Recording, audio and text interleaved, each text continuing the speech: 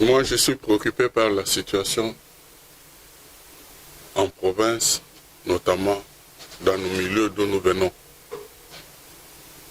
Il s'observe beaucoup de conflits de terres entre les différentes communautés.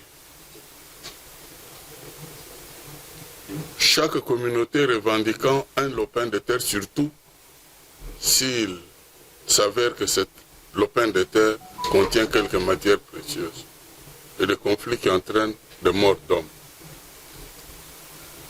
La question qui me préoccupe et pour laquelle je souhaiterais avoir des réponses de la part du ministre des Affaires foncières, qui est là depuis 2019, c'est de savoir quel est le document que doit détenir une communauté pour prouver que ces terres lui appartiennent en dehors de la tradition orale.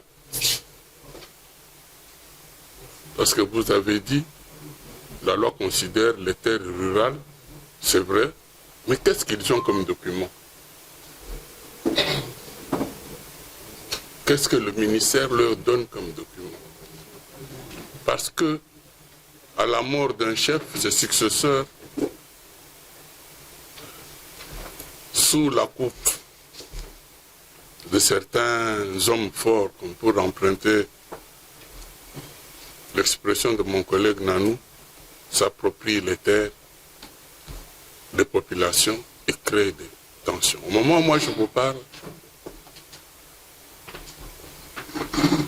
il y a des personnes évacuées de leurs terres parce que quelqu'un s'est dit que c'est sa concession. Et ces gens ne savent plus où cultiver. La conséquence de ce type de mouvement, c'est la violence.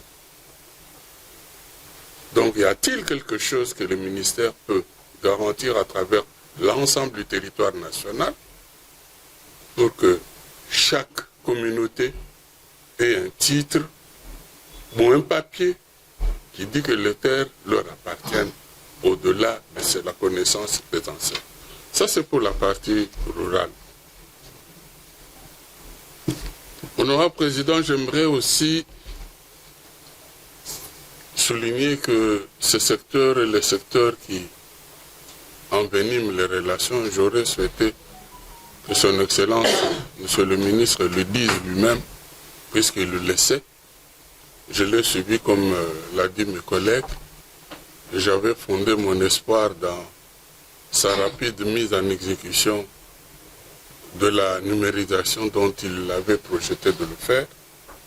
Malheureusement, 3 ans après, rien n'est fait. Peut-être que c'est la responsabilité du ministère des Finances qui va nous amener à ce qu'on nous a dit hier, la responsabilité gouvernementale, alors que c'est la responsabilité du ministre concerné de faire tout ce qu'il faut pour avoir les moyens afin de mettre et de sécuriser le détenteur de titres immobiliers et fonciers. Donc, je suis préoccupé par le retard qu'a pris cette action et je me pose la question si ce n'est pas fait à dessein. Je vais terminer, honorable Président, par poser la question à Son Excellence, Monsieur le Ministre. Nous fréquentons le bureau de vos services. Je ne sais pas si le secrétaire général est dans cette salle. Ce que nous voyons, moi je suis un ancien fonctionnaire, directeur chef de service nommé par ordonnance présidentielle. Mais je dois vous dire que je suis triste quand j'entre dans le bureau.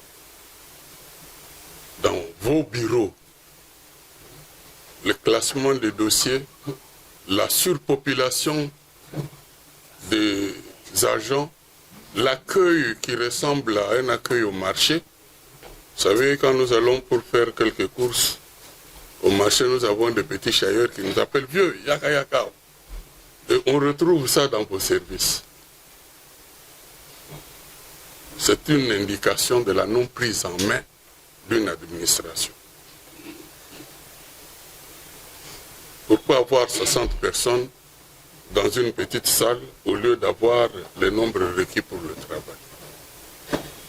Ce qui frappe encore, c'est qu'à cette époque ici, pendant que tous les agents, la quasi-totalité des agents disposent d'un smartphone, au niveau du conservateur, on n'a pas encore les ordinateurs, on a encore des gens qu'on appelle les opérateurs de saisie, qui peuvent trafiquer, taper à la main n'importe quel document. Pourquoi cette faiblesse d'équipement d'un secteur aussi vital et qui engendre beaucoup de conflits? Et c'est parce que le gouvernement ne veut pas mettre de l'argent à votre disposition? Ou c'est tout simplement parce que ce n'est pas nécessaire? Je sais par expérience, honorable président, que son Excellence nous dira qu'il n'a pas les fonds nécessaires pour le faire. Mais je sais aussi par expérience que quand nous on demande aux géomètres de venir prendre des mesures, nous payons. Et cet argent va dans leur poche. Regardez un peu les conservateurs. Regardez leur train de vie. Leur train de vie est supérieur probablement à celui de son Excellence.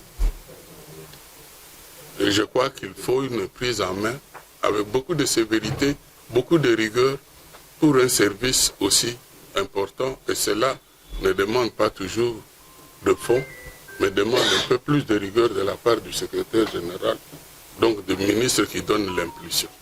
Honorable Président, je m'arrête là. Je laisse l'opportunité aux autres collègues de poursuivre les questions. Merci, honorable Sowa.